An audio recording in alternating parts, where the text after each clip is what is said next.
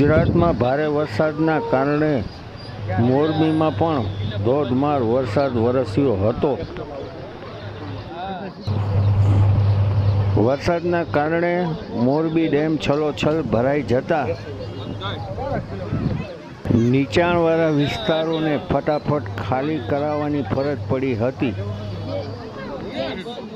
મચ્છુ ડેમના દરવાજા ખોલાતા મચ્છુ નદી ગાંડીતુર બની હતી।